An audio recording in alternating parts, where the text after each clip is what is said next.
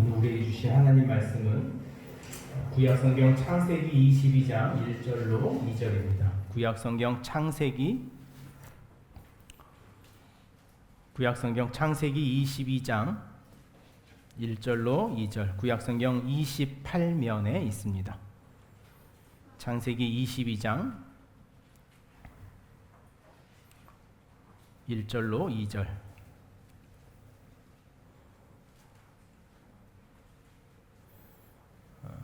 22장 1절에서 2절까지 우리 말씀 함께 읽겠습니다.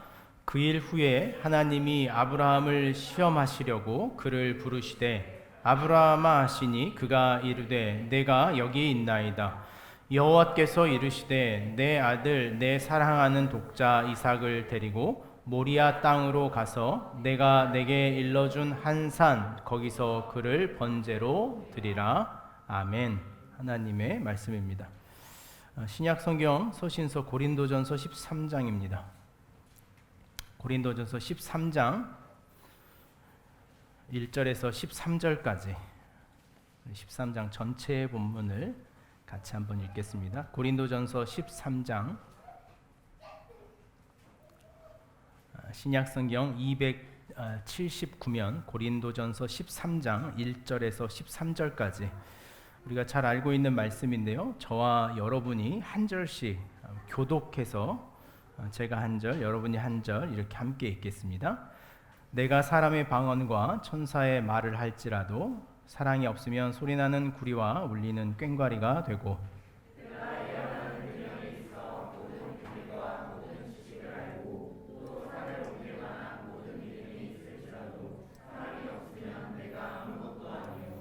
내가 내게 있는 모든 것으로 구제하고 내 몸을 불사르게 내줄지라도 사랑이 없으면 내게 아무 유익이 없느니라.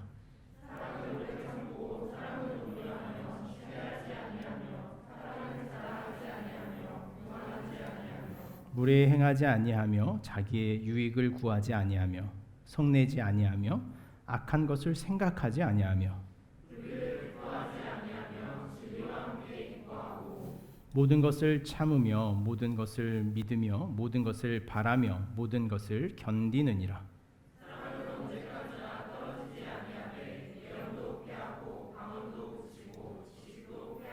우리는 부분적으로 알고 부분적으로 예언하니 내가 어렸을 때에는 말하는 것이 어린아이와 같고 깨닫는 것이 어린아이와 같고 생각하는 것이 어린아이와 같다가 장성한 사람이 되어서는 어린아이의 일을 버렸노라.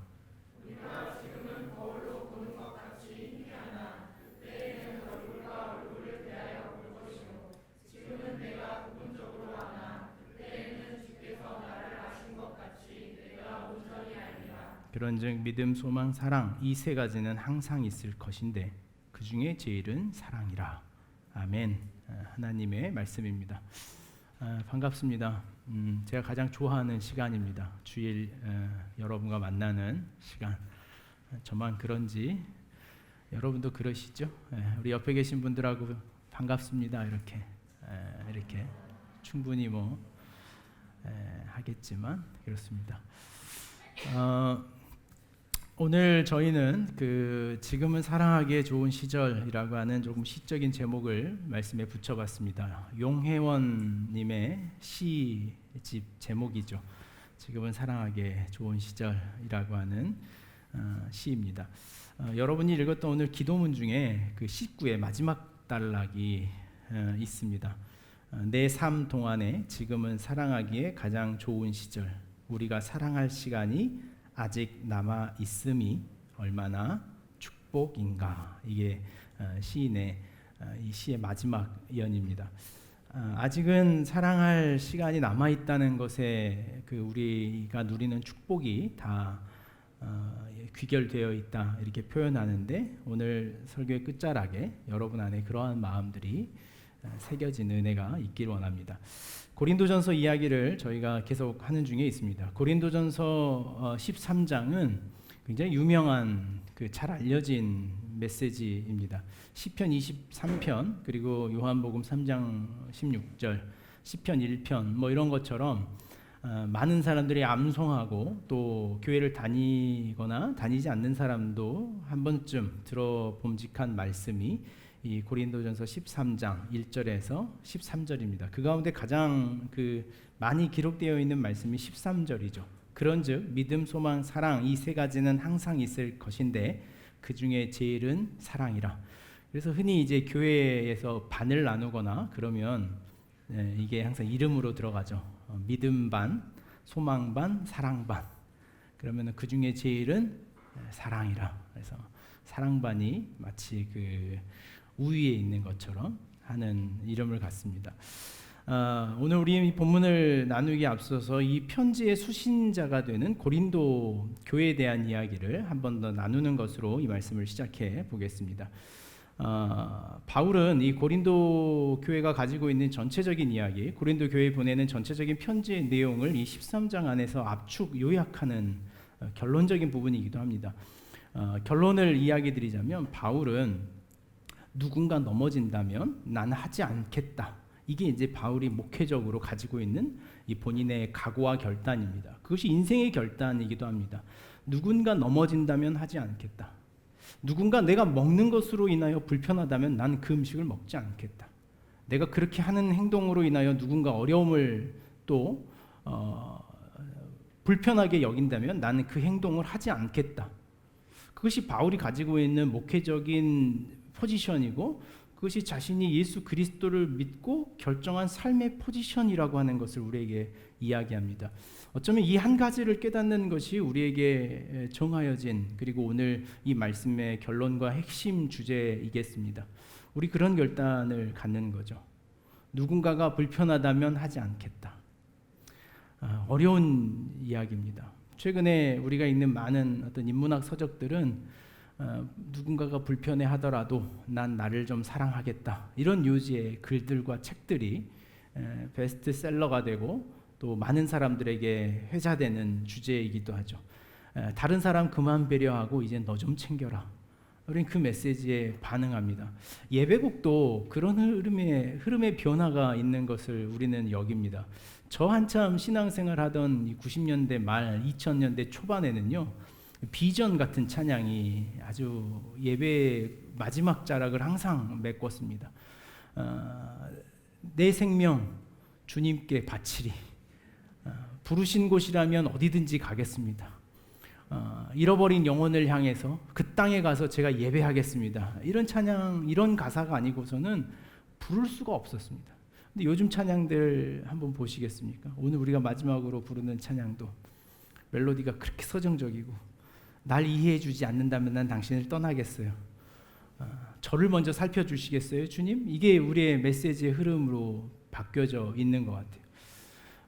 시간의 흐름, 또 시대의 흐름, 우리가 가지고 있는 종교적 흐름의 변화가 좀 이와 같다는 생각을 하면서 고린도전서 13장은 그러므로 갈수록 우리와 멀어지고 있는 이야기는 아닐까, 우리의 신앙과 갈수록 거리를 두고 있는 책은 아닐까 이런 생각을 합니다.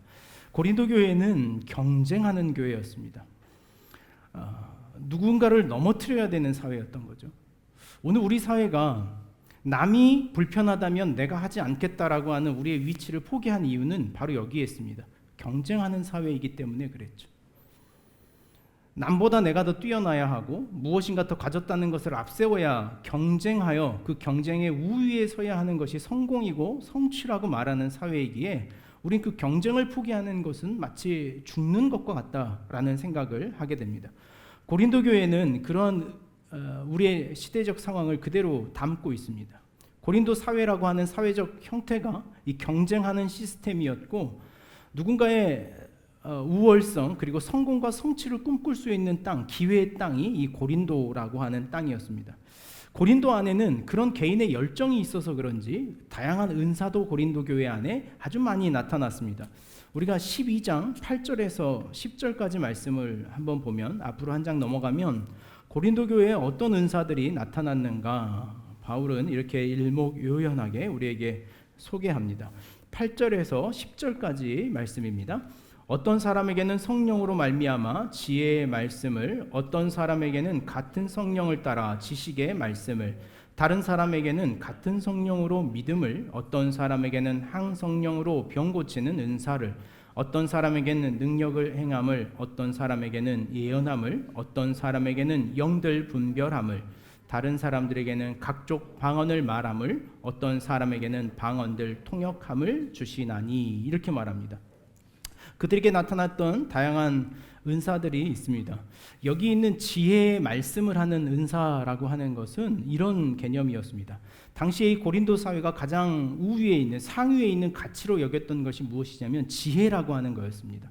그래서 고린도전서는 시작할 때 바울이 너희가 추구하는 그 지혜에서 벗어나지 않기를 원하는데 라는 것으로 고린도전서를 시작합니다. 여기서 말하는 지혜라고 하는 것은요, 타인을 설득할 수 있는 언변을 가진 사람을 이 지혜의 은사가 있다, 이렇게 말했습니다. 우리 안에도 보면 말 잘하는 사람들이 있죠. 어디 가나 이야기를 좀 주도하고, 뭐 대표적인 사람 저 같은 사람이겠죠. 설교하고. 그래서 이 은사, 당시 고린도 교회는 아볼로라고 하는 사람이 이 은사에 탁월한 사람이었습니다. 그것을 가장 뛰어난 것으로 여겼기에 바울은 이 지혜의 말씀을 갖는 은사를 가장 앞서 말했습니다. 누군가 어디에서 뭐 샀다 그러면 혹하는 사람들이 있어요. 그렇죠? 누가 어디서 샀다 그러면 믿을만하다. 어쩌면 그 지혜의 은사를 받은 분들입니다. 그러니까 잘 활용하셔야 돼요, 사실. 우리 안에도 보면 어떻게 가라, 인생은 이렇게 살아야 된다라고 시키지 않아도 조언하는 사람들이 있습니다. 재승 형제도 명섭이한테 종종 만나면 이렇게 살아야 된다. 너 출발이 늦었지만 늦은 게 아니다. 날 봐라. 이런. 나름 지혜 은사를 막 가져보려고 노력하는. 우리 중에 그런 사람들이 많습니다. 특별히 우리 순장들이나 영적 리더들이 이런 지혜 은사 있기를 원합니다. 또 가정에서는 이 부모가 이런 지혜 은사가 있어야 돼요. 자녀에게 이런 지혜 은사가 있어야 되거든요. 설득할 수 있는 은사. 알아서 해. 너 인생 네가 살아. 지혜 은사가 없는 거예요. 지혜 은사라고 하는 것은 타인의 삶을 견인할 수 있는 은사였습니다. 따라서 당시 고린도 교회는 이 은사를 가장 뛰어난 은사, 중요한 은사, 가치 있는 것으로 여겼습니다. 뒤에 있는 이 지식의 말씀이라고 하는 것은 이런 겁니다. 수학자들과 같은 거였습니다. 어떤 사고나 연산들을 빨리빨리 계산하는 사람들이에요. 우리들 중에 보면 순위 계산이 바로 떨어지는 사람들이 있습니다. 몇 개를 어떻게 샀을 때 얼마 어떻게 된다. 이 지식의 은사예요.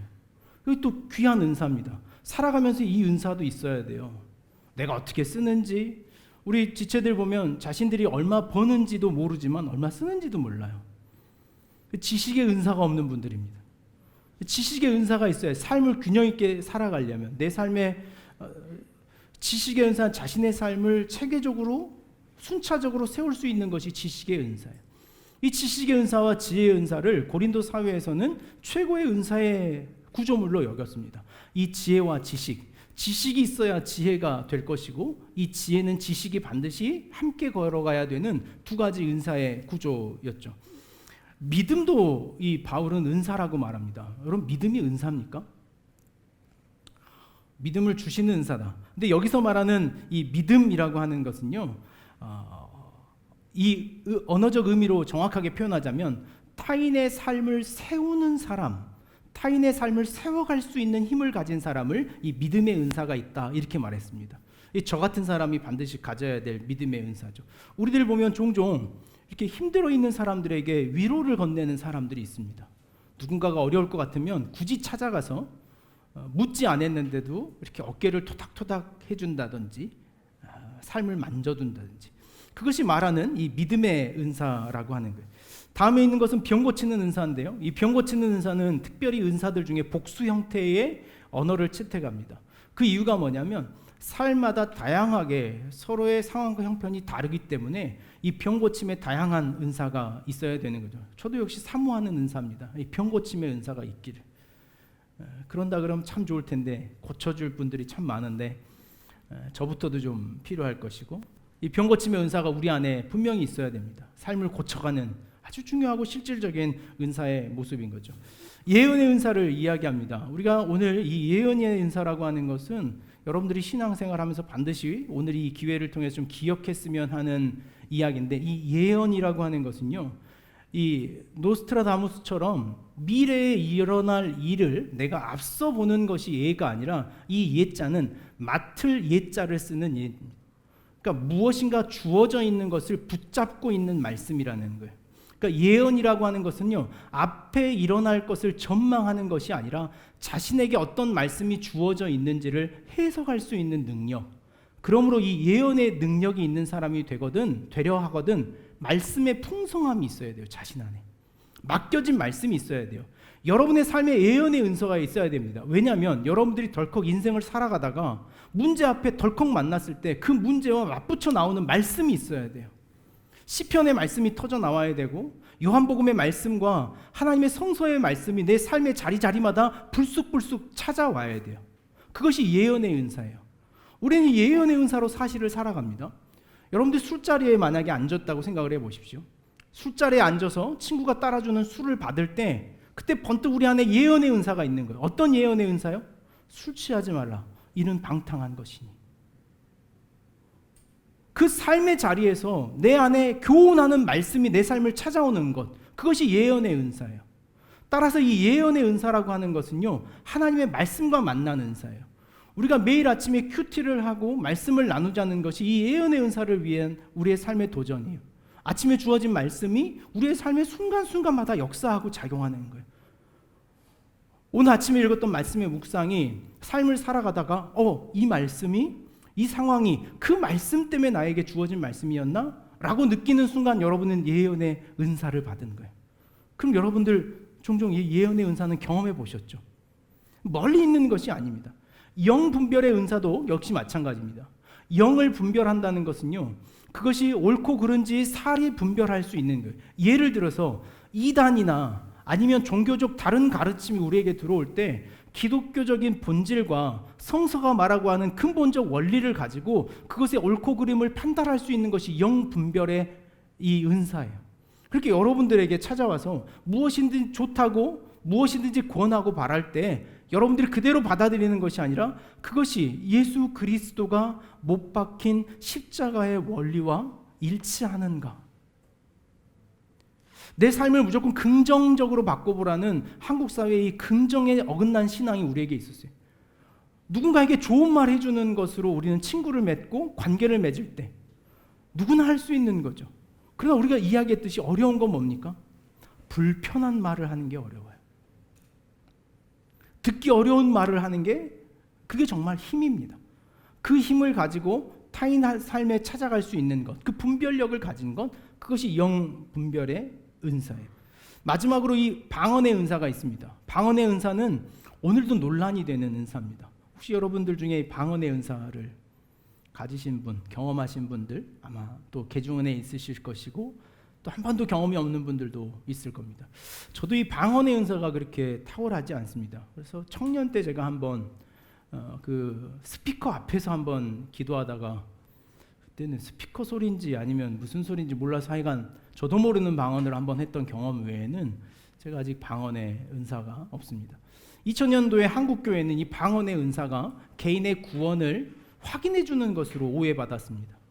우리가 잘 알고 있는 것처럼 오순절 계열의 이 교단에서는 방언을 하지 못하는 사람들은 구원을 받지 못했다라고 하는 신학적 교리가 등장했습니다.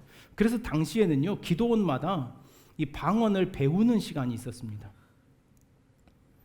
방언을 배우는 시간. 그 오래 신앙생활 하셨던 분들은 아마 좀 경험이 있을 겁니다. 이 방언을 배우는 거. 이상한 말들을 순차적으로 하다 보면 혀가 꼬여서 나오는 소리. 그럼 이제 방언이 됐다 이렇게 이제 판단을 받죠. 그러나 여기 있는 것은 방언이 무엇이다, 어떤 것을 이야기한다라는 것을 뒤로 하고 방언의 은사만이 독특하게 구조를 가지고 있는데 방언의 은사는 반드시 방언을 통역하는 은사와 함께 있어야 된다라고 말합니다. 따라서 이 방언이라고 하는 것은요, 자신의 신앙을 드러내고 자신의 신앙이 이루어졌음을 확인하는 것이 아니라 반드시 상대적이어서 누군가가 그것을 읽어낼 수 있는 형태여야 된다라고 바울은 말합니다. 이만큼 고린도 교회는 우리가 말했던 것처럼 이 놀라운 은사들이 많이 있었어요. 우리가 사모할 만한 은사들이죠. 저희 안에 이런 은사만 있어도 얼마나 풍성할까 교회가 라는 생각을 해보게 됩니다. 고린도 교회 안에는 이런 다양한 은사들이 있었는데 문제는 이런 은사들로 인하여 은사를 받은 그룹과 은사가 없는 그룹 간의 갈등이 야기되기 시작하는 거예요. 은사가 있는 사람은 마치 그 은사로 인하여 자신들이 신앙의 우월성을 차지한 것처럼 은사 없는 사람을 예수 믿는 사람이 그 정도 은사는 이제 나타날 때가 좀 됐지 않나? 이런 눈으로 쳐다보는 거예요. 이제 예수 믿었으니 여러분들이 아까 했던 찬양의 화성 정도는 삽으로 깔 수 있는 은사를 좀 주셔야 되지 않나? 아직도 그게 없나? 뭐 이런 식의 시선과 태도가 그 고린도 교회 안에서 만들어지기 시작하는 거죠. 12장 28절에서 30절까지 한번 보실까요? 그래서 12장 28절에서 30절까지는 바울이 이렇게 그 은사에 대하여 정의합니다. 27절부터 시작되는데요. 너희는 그리스도의 몸이요 지체의 각 부분이라. 28절 같이 한번 읽겠습니다. 하나님이 교회 중에 몇을 세우셨으니 첫째는 사도요, 둘째는 선지자요, 셋째는 교사요, 그 다음은 능력을 행하는 자요, 그 다음은 병 고치는 은사와 서로 돕는 것과 다스리는 것과 각종 방언을 말하는 것이라. 다 사도이겠느냐? 다 선지자이겠느냐? 다 교사이겠느냐? 다 능력을 행하는 자이겠느냐? 다 병 고치는 은사를 가지는 자이겠느냐? 다 방언을 말하는 자이겠느냐? 다 통역하는 자이겠느냐? 근데 여기까지.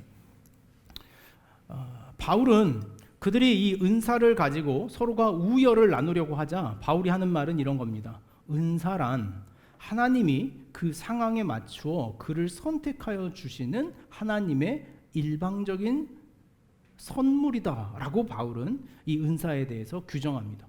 그러므로 누구가 어떤 은사를 받았다 하여 그것이 우월한 것으로 착각하여서는 안 된다라는 것으로 이 은사에 대해서 규정을 합니다. 마치 바울은 분란을 일으키고 있는 모든 은사에 대하여 그 은사를 포기하라라고 하는 것으로 들려지기도 합니다. 우리는 어쩌면 그렇게 듣습니다. 그래서 우리 안에 어떤 은사가, 교회 안에서 은사가, 삶의 은사가 만들어지는 것에 대해서 우리는 이제 동경하지 않는 신앙이 마치 더 성숙한 신앙인 것처럼 착각하게 되는 경험을 하게 됩니다. 바울은 그런 까닭에 12장 31절, 12장을 이렇게 결론하는데 너희는 더욱 큰 은사를 사모하라. 내가 또한 가장 좋은 길을 너희에게 보이리라 라는 것으로 13장이 시작합니다. 우리가 이 문제를 그대로 이렇게 문맥적으로만 끌고 온다면 앞에 있었던 수많은 은사들을 뒤로 하고 그 은사들보다 더 뛰어난 것이 있는데 더 앞선 것이 하나 있는데 그 앞선 것이 무엇이냐면 사랑이라고 하는 은사다라고 하는 것으로 이 본문을 쉽게 오해할 수 있습니다. 13장 13절에 있는 것처럼 그 중에 제일은 사랑이다라고 하는 이 제일이라고 하는 단어는요, 실제적으로 모든 것의 가치 기준, 우리가 지난번에 이야기했던 것처럼 기준을 말하는 겁니다. 기준. 거기에서부터 시작된다는 거예요. 그러면 바울의 이 논리 구조를 그대로 따라간다면 앞서 있는 모든 은사들을 내려놓고 어떤 은사를 사모하는 것이 옳다라고 읽혀집니까? 사랑이라고 하는 은사를 사모하는 것. 우리 안에 그러므로 다른 은사보다 어떤 사람이 최고다예요? 사랑하는 사람이 최고다예요. 그래서 우리 안에 모든 은사를 포기하고 이제 우리 각자가 노력하고 훈련해야 될 건 뭡니까? 사랑하는 거예요. 사랑하는 거. 그래서 교회를 사랑하자라고 이야기하기 시작하면 이 사랑으로 너무 지나치게 집중되는 현상들을 하나 보게 됩니다. 실제로 사랑하니까라는 말이 그러나 우리의 삶에 얼마나 거칠고 위험한 말인가 알 필요가 있습니다. 우린 대부분 사랑하기 때문에 이루어지는 어떤 사고와 사건을 만날 때가 많이 있죠. 여러분에게 한 가지 좀 묻겠습니다. 사랑이라고 하는 것을 주제로 할 때 여러분 사랑을 받는 것과 사랑을 하는 것, 이 둘 사이를 여러분 나름대로 이렇게 구분 지을 수 있습니까? 사랑을 받는 것과 사랑을 하는 것. 다시 한번 묻자면 여러분들은 사랑을 받기를 원하십니까? 사랑을 하기를 원하십니까? 네? 답해 보십시오. 재승 형제한테 한번 물어볼까? 둘 다인가? 사랑을 하는 것과 받는 것 무슨 차이일까? 1절에서 3절 바울은 그래서 13장 1절에서 3절을 이 사랑을 받는 것과 사랑을 하는 것이라고 하는 이 근본적인 질문에서부터 이 13장의 1절과 3절이라고 하는 첫 번째 단락의 이야기를 우리에게 보여주고 있습니다. 1절에서 3절까지를 보면 반복해서 나오는 주목해야 할 단어가 뭐냐면 사랑이 없으면이라는 단어입니다. 사랑이 없으면. 우리가 생각해 보아야 할 것은 사랑이 없이도 이런 일들이 가능하더라라는 말입니다. 사랑이 없이도 방언과 천사의 말을 하기도 하고 사랑이 없이도 예언하는 능력이 있고 3절은 가장 우리를 자극하는 말씀인데 사랑이 없이도 구제하고 타인을 향하여 몸을 불사르는 열정이 가능하더라라고 우리에게 말합니다. 여러분, 사랑이 없이 구제가 가능합니까? 사랑이 없이 타인을 향하여 내 삶을 불태운다는 것이 가능한가? 바울이 여기 사용하는 사랑이라고 하는 단어는 우리가 성서적으로 잘 알고 있는 아가페라고 하는 단어를 사용합니다. 이 아가페라고 하는 단어와 사랑이라고 하는 것을 대조하여 사용하는 성서적 단어는 이 에로스라고 하는 단어입니다. 아가페와 에로스. 우리가 흔히 이 에로스라고 하는 단어를 좀 오해하는 경우가 있습니다. 에로스라고 하는 단어가 마치 육체적이고 욕망적인 사랑만을 표현하는 것으로 알지만 사실은 이 에로스라고 하는 것은 화가가 그림을 그리는 것, 또 아름다운 노래를 부르는 것, 그리고 멋진 스포츠카를 바라보는 것, 이런 것 역시 에로스라고 하는 사랑의 관점 안에 들어있죠.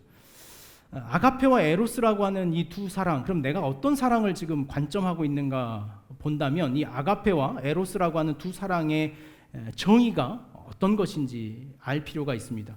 이를 가장 잘 정의해 놓은 문구가 있어요. 여러분들에게 소개하려고 합니다. 한번 잘 들어보십시오. 아가페 사랑은 가치를 부여하는 사랑이라면 에로스의 사랑은 가치를 추구하는 사랑이다.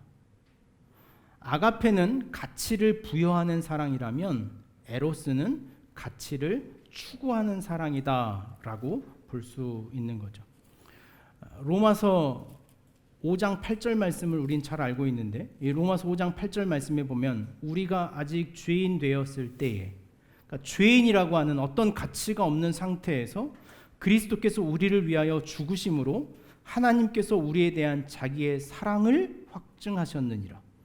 이 로마서 5장 8절에 있는 것처럼 어떤 가치가 없는 대상을 그 가치를 부여하는 것으로서 사랑하는 것, 그것이 아가페적인 사랑이라는 거죠. 예를 들어서 이런 겁니다. 우리가 어떤 에로스적인 사랑을 하고 있냐면 우리는 사랑할 만한 가치가 완성된 대상을 추구합니다. 아름다운 외모가 그런 거죠. 잘생긴 얼굴이 그런 겁니다. 잘생긴 얼굴이라고 하는 가치가 그에게 있기에 우리는 사실 그것을 사랑하는 것이 아니라 그 완성된 가치를 추구하고 있는 거죠. 아름다운 여성을 사랑하는 남성은 그에게 아름다움이라고 하는 가치가 존재하기에 그 대상을 사랑하는 것이 아니라 가치를 추구하고 있는 형국이죠. 진열장에 놓여 있는 예쁜 옷을 사랑하는 것은 그것이 예쁘다라고 하는 우리 안에 정한 가치, 그 가치가 이미 존재하기에 그 가치의 추구적 사랑, 그것이 에로스적인 사랑이라는 거예요. 최상급 스테이크가 나와 있는 이 치글치글치글한 소리가 너무나 사랑스러운 이유는 우리가 이미 우리 입 안에 돌고 있는 이 침샘의 왕성한 활동이 그 가치를 추구하고 있기 때문이더라. 오늘 우리의 사랑이라고 하는 것이 흔들리고 왜곡되고 끝내 방황하는 이유, 자신의 사랑이 무엇인지를 혼돈하고 있는 이유가 뭐냐면 가치를 추구하는 사랑을 하고 있기 때문에 그래요.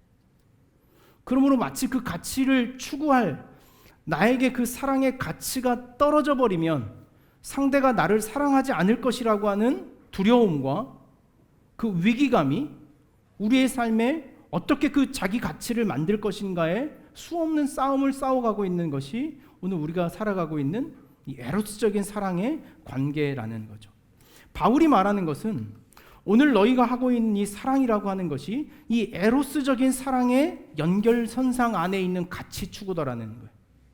내가 방언을 하는 은사가 있어서 사랑을 받았는데 그 방언하는 은사가 사라져버리면 교회가 날 사랑하지 않겠지.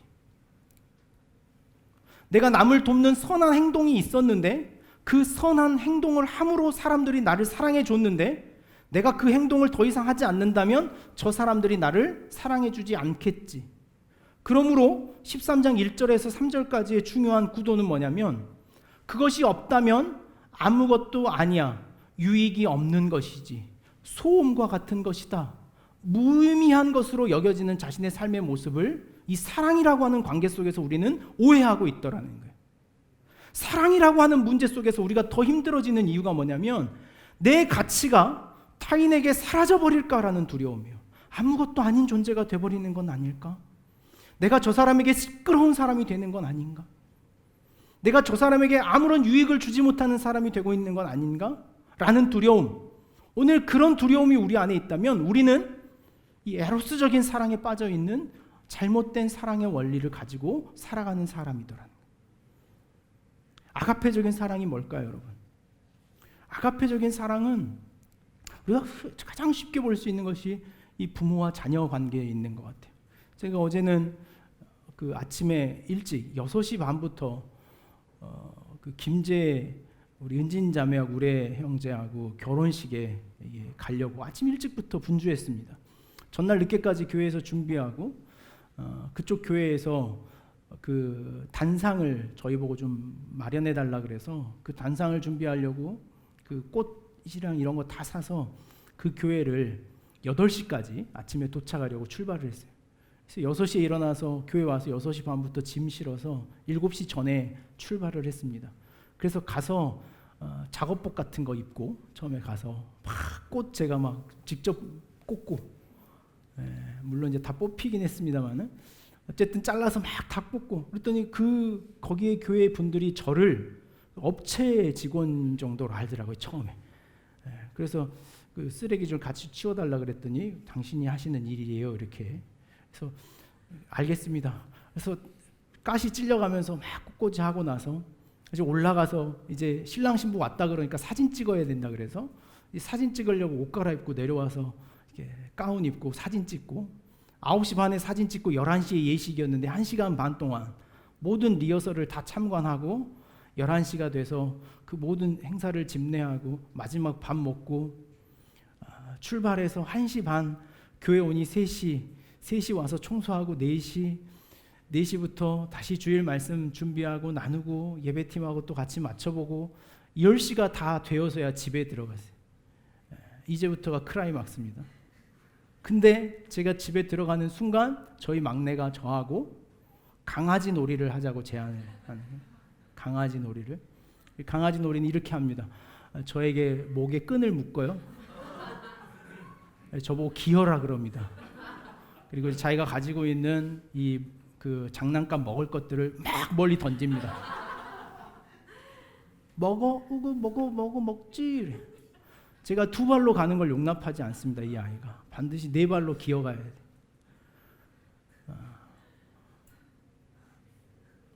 수많은 앞선 일들 속에 제가 주례하면서 얼마나 위험이 있었는지 여러분 아십니까?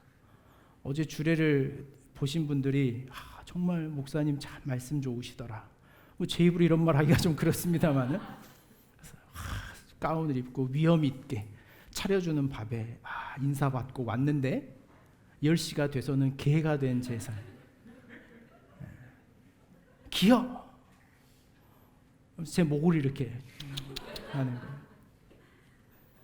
만약에 너 내가 누군 줄 알아? 내가 어떤 사람인데라고 이 아이에게 하지 않는 거. 그 아이의 눈높이에 맞추어져 있지만 조금도 수치스럽지 않는 것. 그 아이의 수준의 언어를 함에도 불구하고 그것이 부끄럽지 않는 것. 그게 너야. 그게 딸이라고 하는 가치야. 라고 그 가치를 상대에게 깨닫게 해주는 것. 그것이 아가페 사랑이라는 것. 어떻게 해야지만 상대의 가치를 올려줄 수 있어요? 내가 낮아져야 되는 것. 내 삶을 희생해 어떤 존재야 라고 그에게 이야기해 주는 것, 그것이 아가페예요. 로마서 5장 8절에 우리가 다시 읽었던 것처럼 우리가 아직 죄인 되었을 때 그분이 앞서 우리에게 행하셔서 우리의 가치를 이제 뭐로 규정하는 거예요? 넌 죄인이 아니라 이제 나의 사랑하는 아들이다 라고 우리의 가치를 부여해 주는 사랑을 하는 것. 오늘 여러분 안에 이런 사랑이 일어나기를 간절히 소망합니다. 타인의 가치를 부여해 주는 사랑. 누군가의 가치, 저거는 사랑할 만해서 사랑하는 것이라면 우린 잘못하고 있는 거예요. 교회 안에서 여러분들이 교제하고 있는 관계가 내가 관계할 만한 대상이어서 하는 것이라면 우린 잘못하고 있는 거예요. 내가 저 사람과 맺어져 무엇인가 괜찮겠다 하여 맺어지고 있는 관계라면 우리는 어긋하고 있는 거예요. 언제 끊어져도 끊어지고 언제 무너져도 무너질 수 있는 위험한 관계를 갖고 있는 거예요. 우리가 가져가야 될 관계는 나로 인하여 너의 존재가 이렇게 귀한 존재였어, 이렇게 아름다운 존재였고 이렇게 소중한 삶이었어 라고 확인시켜 줄 수 있는 관계를 맺는 것, 그것이 바울이 고린도 교회에 전하는 사랑이에요. 무엇을 통하여 그렇게 하라고요? 너희들이 가지고 있는 그 각종 은사들을 통하여 그 마지막 지점까지 만들어 가라 라고 하는 것을 이야기해 주고 있는 거죠. 창세기 22장, 우리가 앞서 읽었던 아브라함의 시험의 이야기는 우리가 너무나 잘 알고 있는 이야기입니다. 어떤 이야기입니까? 아브라함이 자신의 독자 아들 이삭을 모리아산으로 데리고 가서 번제로 드리라는 하나님의 주문이었습니다. 100세가 다 되어 생긴 너무나 귀한 아들이었죠. 하나님은 아브라함에게 무엇을 시험하고 있는 겁니까? 그 아이가 100세에 태어나서 너무나 귀중하고 가치가 있기 때문에 가치를 추구하고 있는 아들, 그렇게 아들을 사랑하고 있는 것에서부터 돌이켜서 그 아이에게 넌 하나님의 것이야 라고 그 가치를 가르쳐 줄 수 있는 아버지로 다시 서라는 거예요. 오늘 기억하는 교회 안에 가정을 일구어가는 우리 가정에 이 은혜가 있기를 원합니다. 우리의 자녀들에게 가치를, 세상의 가치를 추구하는 사랑으로 양육시키는 것이 아니라 그의 존재적 가치가 얼마나 귀하고 소중한지를 가르칠 수 있는 가정으로 세워지기를 간절히 소망합니다. 그것이 우리 안에 훈련되어야 될 부모의 모습이고 양육의 모습인 거예요. 우리가 가져야 할 삶의 가치의 모습인 거죠. 고린도 지역은 노쇠와 청동 산업이 굉장히 왕성했던 지역이었습니다. 이 고린도 지역에서 나오는 것 중에 유명한 것이 있었는데 그게 뭐냐면 이 귀금속 같은 거였습니다. 청동과 구리를 세공하는 사람들이 많이 있었습니다. 기원전 44년에 고린도가 다시 로마의 속국으로 다시 번성하게 세워지면서 그들 안에 가장 왕성하게 일어났던 산업 자체가 이 청동 산업의 부흥기였습니다. 이 역사학자 제롬 머피라고 하는 사람에 의하면 이렇게 말합니다. 엄청나게 많은 청동 제조가 도시 한복판에서 이루어졌기 때문에 다른 설비들은 변방 지역으로 밀려났던 것 같다. 청동 교역은 로마 식민지인 고린도의 상업을 활성화하는 데 중대한 공헌을 했다고 간주하여야 한다. 이 고린도 지역 안에서는요, 실제로 당시에 한 200명 정도 넘는 이 구리, 놋 세공업자들이 일하는 어떤 큰 골목이 있었던 것으로 역사학자들은 보고 있습니다. 거기에서 어떤 일을 하냐면 넓은 쇠판에 그 주물을 올려놓고 두들겨서 그 두들겨진 모양으로 국자를 만들고 그릇을 만들고 심지어 호리병을 만드는, 무엇을 만들었냐면 거울을 만드는, 이 여성들이 좋아하는 액세서리를 만드는 일들이 이 안에 있었습니다. 그래서 오늘 우리가 읽었던 본문 13장 12절 말씀에 어떤 말씀이 등장하냐면 우리가 지금은 거울로 보는 것 같이 희미하나 이렇게 말합니다. 왜 거울로 보는 것이 희미합니까? 여러분 거울로 지금 얼굴 보면 희미합니까? 눈이 안 좋은 거죠. 거울로 봐도 잘 보입니다. 당시의 거울은 이 놋을 두들겨서 만든 거울이었기 때문에 정확하게 자기 얼굴을 반사해주는 거울이 아니었기 때문에 바울은 이 표현을 하는 겁니다. 너무나 잘 알고 있어요. 거울로 보는 것처럼 희미하다는 표현을 그 고린도 사람들은 너무나 많이 알고 있습니다. 또 1절 말씀에 보면 천사의 말을 할지라도 사랑이 없으면 소리나는 구리와 울리는 꽹과리와 같다라고 하는 말이 어떤 말인지 그들은 너무나 잘 알고 있었던 거죠. 가치를 추구하는 사람, 가치의 사랑을 쫓아가는 사람들이 가지고 있는 위협이 그것이 소음과 같은 인생일 수 있더라는 거예요. 가치를 부여해주는 사랑이 아니라 누군가 가치 있는 것을 쫓아가는 것은 실제로 시끄럽습니다. 요란하죠. 몰려듭니다. 어디에 줄을 서기도 하고 무엇인가를 반드시 해야 하는 것처럼 우리는 살아가죠. 가치를 추구하는 것, 더 큰 문제는 이 가치를 추구하는 사랑이 열정이 있을 때 우리는 더 위협적입니다. 제가 가지고 있는 이 은사 역시 제 스스로 보기에 그렇습니다. 제가 가지고 있는 은사는 신랄함의 은사가 있다고 저는. 동의하십니까? 신랄한 데가 있어야죠. 그래서 말을 되게 뭐 저렇게까지 다 해야 되나 싶을 만큼 신랄하게 이 뭔가를 파헤치는 은사가 있습니다. 제가 그 은사를 좀 은사라고 이렇게 생각을 합니다. 그래서 그러나 그 은사를 자랑하는 것이 아니라 늘 그 은사 때문에 사실은 고뇌를 합니다. 내가 오늘 너무 심하게 하지 않았나? 제 눈에는 이상하게 그런 게 보여요. 뭔가 남들이 감추려고 한 뭔가의 행동이 기가 막히게 보여서 봤으면 넘어가면 되는데 그걸 기가 막히게 딱 꼬집어냅니다. 그 신랄함의 은사에 가장 큰 피해를 당하고 있는 사람이 저희 아들이. 눈빛만 봐도 뭔가 딱 태도만 바뀌어도 뭘 감췄구나. 일로 와봐. 내 눈을 바라봐. 그러면 요즘에 이 아들이 저한테 뭐라 그러냐면 아빠의 그 표정을 사진으로 찍고 싶어 그래요. 아빠도 다시 봐야 돼 그래. 여러 봤어 나도 그러죠. 신랄함의 은사가. 근데 그 신랄함의 은사라고 하는 것이 열정을 가질 때 위험하더라고요. 위험합니다. 그래서 집에 가서 반성해요. 너무 열정을 갖지 말자. 얼마 전에 아주 위험한 이야기입니다만은 이 정읍에 있었던 한 가정에 남자친구가 밤에 찾아왔죠. 자신이 사랑하는 여자친구를 계속 만나게 해달라라고 하는 요구가 이루어지지 않자 일가족 그 여자친구 엄마 아빠를 상해했습니다. 아빠는 그 상해 현장에서 돌아가셨죠. 그를 체포한 이후에 그 자기를 스스로 막 자해하고 나서 붙잡고 그런 이야기를 듣습니다. 너무너무 사랑하기 때문에 그랬다. 자식을 너무너무 사랑하기 때문이었다고 말하죠. 오늘 가치를 추구하는 사랑은 얼마나 우리에게 위험한 것인지 바울은 말해주고 있는 거예요. 가치를 추구하는 것이 아니라 그 가치를 깨닫게 해주고 부여하는 사랑을 해야 할 것을 우리에게 이렇게 말하고 있죠. 고린도전서 13장은 결론을 우리가 한번 이야기하자면 이 사랑의 이야기뿐만 아니라 고린도전서 13장은 전체적인 이야기가 가지고 있는 오해거리들이 여럿 있습니다. 특별히 첫 번째 오해를 찾자면 이런 겁니다. 그렇다면 모든 은사를 포기하고 사랑이라고 하는 은사 하나만 추구해야 될 것인가? 라고 하는 점에 오해가 있습니다. 이 오해가 어디에서 발견되냐면 14장 1절입니다. 고린도서 14장 1절 말씀, 사랑을 추구하며 신령한 것을 사모하되 특별히 예언을 하려고 하라, 이렇게 말합니다. 대체 무슨 소리입니까?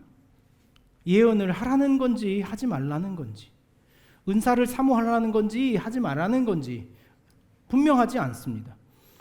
실제로 바울은 12장 31절에서 14장 1절 가지고 있는 이 외관상의 불연속성, 그러니까 겉으로 보이기에 이 이야기가 일치하지 않는다는 것으로 인하여 많은 신학자들이 13장이 바울의 글이 아니라는 주장도 있습니다. 12장과 14장이 연결되어 붙어야 하는데 13장은 후대에 바울의 이야기를 좀 풍성하기 위해서 누군가가 삽입하거나 그 시대의 글들이 삽입된 것이 아닐까라는 주장을 하는 신학자들도 있고 13장을 쓸만한 바울의 인품이 아니다라고 바울을 폄훼하는 분들도 있습니다. 실제로 바울은 사랑이라는 것을 잘 몰랐던 인물로 역사적으로 평가를 받기 때문에 사랑을 안 해본 사람이 어떻게 이렇게 사랑에 대해서 쓸 수 있을까? 그럼 이건 바울이 쓴 것이 아닐 것이다. 뭐 이런 논란들이 있는 것입니다. 또 하나의 전체적인 구문 안에서 우리가 느끼는 것은 이런 겁니다. 앞서 12장에서 이야기하고 있는 것이 뭐냐면 은사란 하나님이 주시는 것이다 라고 말했습니다. 근데 바울은 또 14장에서 뭐라고 말합니까? 그 은사를 추구하라고 말합니다. 이게서 신앙이 우리가 부딪히는 거죠. 은사는 주는 겁니까? 구하는 겁니까? 그래서 우리는 때로는 이걸 반대로 사용합니다. 일을 안 하고 싶을 때는 은사를 안 주셔서요. 제가 이런 은사가 없습니다. 교회 수없이 하는 말이에요. 어디 좀 저기 주방 좀 봉사 좀 제가 은사가 없었어요. 제가 집에서도 안 먹어요. 제가 반찬을 해놓으면 좀 순장 좀 하시겠어요? 목사님 제가 남들 앞에 서서 가르치는 은사가 없습니다. 하기 싫으면 은사가 없는 거고 자기를 드러내고 싶을 때는 은사가 있는 거죠. 그렇다면 바울은 은사를 추구하라는 것이 은사가 부여된다는 것인지 아니면은 자기가 추구해야 되는 것인지에 대해서 이렇게 말합니다. 또 조금 더 나아가 보면 이런 겁니다. 은사란 바울은 선물이라고 했는데 선물이라고 하는 특징이 뭐냐면 저희가 읽다만 책이죠. 성준이 형제랑 같이 읽다. 이 바울의 선물이라고 하는 책에 보면 이런 일들이 있습니다. 선물은 주는 사람이 주었을지라도 받는 사람이 그것을 거부해버리면 주려고 하는 사람의 선물의 의도가 사라져버리는 것이 선물이더라는 거예요. 만약에 제가 오늘 예배 중에 여러분들에게 이 스타벅스 커피 쿠폰을 전원 다 쏜다고 가정을 해봅시다. 가정을 했는데 앉아 계신 여러분들 중에 누군가가 난 뭐 이런 거 스타벅스 별로 즐기지 않아 라고 그 쿠폰을 그냥 지워버린다거나 삭제해버린다면 선물의 기능이 살아있습니까? 사라져버립니까? 그러면 선물이라고 하는 힘이 수여자에게 있는지 기여자에게 있는지, 그렇다면 하나님의 은사가 우리에게 주어질 때 하나님의 주권적 은사가 우리에게 부어주는 힘이 큰지 거부하는 우리의 힘이 큰지, 그렇다면 하나님의 섭리를 우리는 거부할 수 있는 존재인지 라고 하는 것을 오해하게 하는 것이 이 은사장과 사랑장이 가지고 있는 질문이에요. 우리의 신앙은 반드시 이 지점을 고민해야 돼요. 왜냐하면 우리는 그 짓을 하고 있기 때문에 그래요. 주신 은사를 쓰지 않고 있는 일을 하고 있기 때문에 그래요. 허락하신 은사를 우리의 삶에 나타내지 않는 일을 우리는 너무나 자연스럽게 하고 있기 때문에 이 일을 우리의 삶에 반드시 고민해 봐야 돼요. 바울은 그러므로 이 전체적인 이야기를 이렇게 끌고 갑니다. 은사를 받지 말아라는 것이 아니라 은사 받기를 더욱 사모해라. 은사가 주어지기를 더욱 열심히 노력해라. 그러나 그 은사의 마지막 자락이 아가페의 사랑이 될 때까지 기다리고 참고 견뎌내라. 그것이 13장의 이야기가 전체적으로 우리에게 들려주고 있는 중요한 주제입니다. 그러므로 등장하는 단락이 뭐냐면 4절이에요. 사랑은 오래 참고 온유하고 시기하지 않고 자랑하지 않고 교만하지 않고 무례히 행치 않고 유익을 구하지 않고 성내지 않고 악한 것을 생각하지 않고 불의를 기뻐하지 않고 진리와 기뻐하고 참고 믿고 바라며 견디는 것이다. 그러기 위해서 우리가 사모해야 할 걸, 오늘 우리 기억하는 교회가 좀 도전해야 될 바가 있습니다. 그건 뭐냐면 여러분들이 좀 은사 받기를 사모하셔야 돼요. 여러분의 지혜의 은사 주시기를 사모하십시오. 그래서 하나님 좀 지혜의 은사를 주셔서 누군가의 삶을 좀 깨울 수 있는 은사를 저에게 주십시오. 지식의 은사를 좀 저에게 주십시오. 예언과 방언과 할 수만 있으시다면 저에게 병 고치는 은사도 주십시오. 그러나 그 은사의 끝자락이 그 은사를 가진 자로서의 가치를 추구하는 것이 아니라 그것이 타인에게 그런 존재라고 하는 사랑을 드러내기 위해서 우리는 뭐 해야 돼요? 오래 참고 온유하고 시기하고 자랑하지 않는 거예요. 불의를 기뻐하지 않고요. 불의를 기뻐하지 않는다는 이런 거예요. 우리 호의를 베풀다가 넘어질 때가 있어요. 그렇죠? 제가 얼마 전에 어떤 분의 이야기를 들었는데 직장에서 기업을 하시다가 자신의 친척이 계속 어렵고 어려움을 당하자 그 마땅히 자리가 없어서 특별히 자기 직장에 하나 자리를 마련해서 거둬줬어요. 거둬서 한 1년 하더니 이 자식이 이제는 다 내놓으라고 달라들기 시작하는 거예요. 1년 동안 봤더니 삼촌 이거 보니까 이렇게 빼먹고 저렇게 빼먹었던데 내가 이거 고소할 거야. 나한테 더 내놔. 그러는 거예요. 답답해서 환장하겠다는 이야기를 하시더라고요. 죽일 수도 없고 살릴 수도 없고 쫓아낼 수도 없고. 우리는 사랑을 베풀다가 넘어져요. 참아내지 못하고 기다려주지 못하고 하다가 넘어지는 것이 우리 인생이에요. 바울은 이렇게 말하는 거예요. 불의를 기뻐하지 말고 진리와 기뻐하며 참고 믿고 바라며 견디는 것 외에는 우리가 할 수 없다. 유보되었다는 거예요. 결론이 마지막이 끝자락이 아직은 우리에게 명확하지 않으니 포기하지 말고 계속 뭐 하라는 거예요? 아가페의 사랑을 주라는 거예요. 그것이 예수를 믿는 자의 삶이며 가치이며 진리라고 우리에게 말하는 거예요. 제가 한 가지 놀라는 사실은 제가 아주 공부를 열심히 해서 전하는 설교가 있습니다. 그게 이제 지지난주에 있었던 여러 사람 등장했던 설교입니다. 뒤에서 말리라고 막 그랬다 그러더라고요. 그만하라고.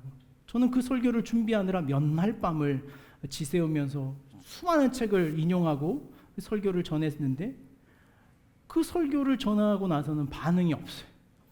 듣는 동안에는 다 아는 것처럼 앉아 있었는데 아무런. 근데 지난주에 제가 전한 설교는 그렇게 많이 공부하고 집중한 설교는 아니고 그냥 제 마음에 있는 이야기들, 소신들을 설교로 나눴던 설교였습니다. 근데 반응은 여러분들의 삶의 반응은 거기에 있어요. 왜 제가 헷갈립니다. 그럼 내가 목회를 열심히 하라는 거 하지 말라는 건지 설교 준비를 최선을 다하라는 건지 하지 말라는 건지 제가 준비를 하면 할수록 토요일 날 예배팀들이 불안해지기 시작해요. 빨리 나와야 되는데 저 인간이 빨리 나와야 내일이 한가로울 텐데 이러는 거예요. 우리 인생을 한번 놓고 봅시다. 여러분의 삶이 여러분이 잘한 일로 인하여 내가 지금 만들어졌는지 반드시 내가 잘한 일들로 인하여 내가 지금 만들어 있는지 아니면 내가 잘못한 일이 있었음에도 불구하고 내가 지금 여기에 있는지 생각해 보세요. 원칙적으로 한다면 내가 잘못한 일은 뭡니까? 그건 결과적으로 실패예요. 실수입니다. 그럼 실패와 실수로 끝나야 돼요. 근데 우리의 인생이란 어떻게 됩니까? 내가 잘해온 걸음으로 인하여 내가 돼 있는 것이 아니라 때로는 내가 잘못한 걸음으로 인하여서도 내가 되어 있는 거예요. 여러분 그 힘이 어디 있는지 아십니까? 그 능력이 뭔지 아세요? 그것이 바울이 말하는 오늘 이 유보된 하나님의 사랑으로 인하여 이루어지는 사건이다 이렇게 말하는 거예요. 그러므로 이렇게 말하는 거예요. 지금은 힘이 하나 지금은 다 알지 못하나 그 알지 못한다는 것으로 인하여 우리가 해야 할 일은 사랑하는 것밖에 없다. 이렇게 말하는 것이 바울이 가지고 있는 이 종말론적인 도전입니다. 오늘 우리 안에 좀 은사가 교회 안에 은사가 있었으면 좋겠어요. 인사하는 은사가 좀 있었으면 좋겠습니다. 서로가. 그것도 은사로 주시라고 좀 대면대면 하지. 몇 명이나 된다고 대면대면 하십니까? 뭐 한 1000명 됩니까, 여러분? 몇 명이나 된다고 우리 서로 대면대면하고 삶을 좀 물으세요. 막 안부도 좀 묻고 어쨌니? 왜 그랬니? 믿음의 은사를 더하십시오. 그래서 뭐라도 내가 한 대목 저거 살려내야겠다 오늘. 이런 믿음의 은사를 가지고 참여하시고 내다보세요. 그 은사를 사모하는 저희 기억하는 교회가 되기를 간절히 원합니다. 예배하고 찬양하고 이런 은사. 우리 예배팀 의진이 반주 이거 하느라 아주 피를 쏟아냅니다. 어젯밤부터 오늘 몇 날 며칠을 저랑 이때 마지막 곡 하려고 계속 긴장하고 있는 제가 오늘 아침에 와서 음악 일도 모르는데 뭐라 그랬냐면 피아노를 치는데 피아노를 치는 소리가 안 들리면 좋겠다 제가 그랬어요.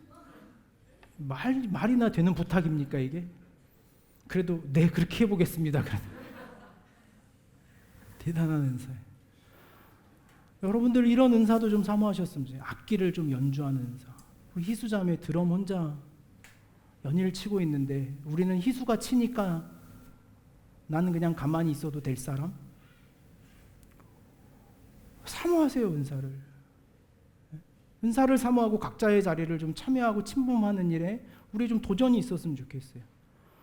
우리 밑에서 예배, 어린이 예배 오늘 뭐처럼 우리 부모들 다 올라왔는데 어린이 예배 우리 부모들도 어린이 예배를 어떻게 좀 세워갈까? 내가 어떤 은사가 있을까? 우리 누리랑 예원 형제는 그림 또 잘 배웠으니까 애들한테 어떻게 좀 그림 가르쳐 볼까? 우리 은선자매는 어떻게 저 아이들하고 좀 놀이로 좀 음악적인 놀이를 해볼까? 우리가 해야 할 일이에요. 우리가 누가 와서 안 해줍니다. 우리가 그 은사를 우리 안에 세워가야 하고 그 은사가 어디까지요? 아가페 할 때까지. 이게 우리의 몫이에요. 말씀을 맺겠습니다.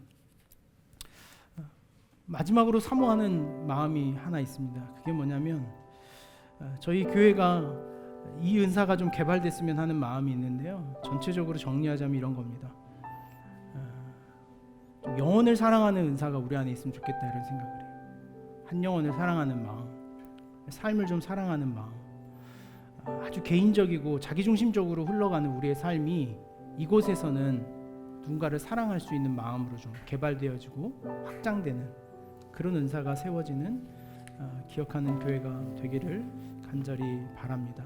그런 마음에 주시는 우리 찬양이 하나 있는데요.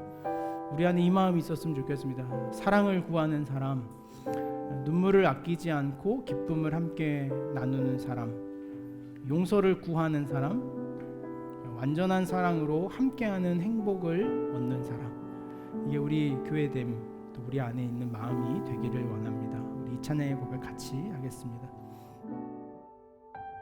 사랑을 구하는 사람, 눈물을 아끼지 않고 기쁨을 함께 나누는 사람,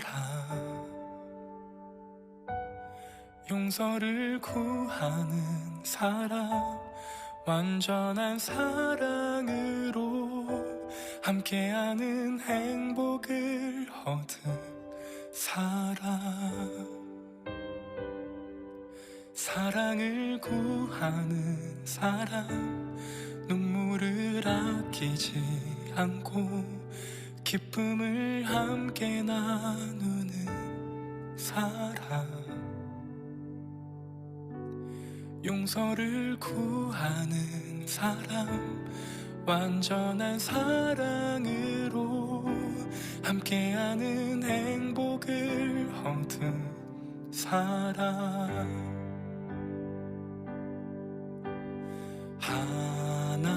하나님의 사랑을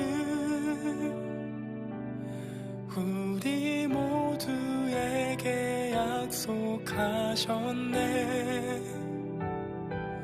사랑하지 않는 이곳에 십자가의 사랑을 우리 모두에게 흘려주셨네.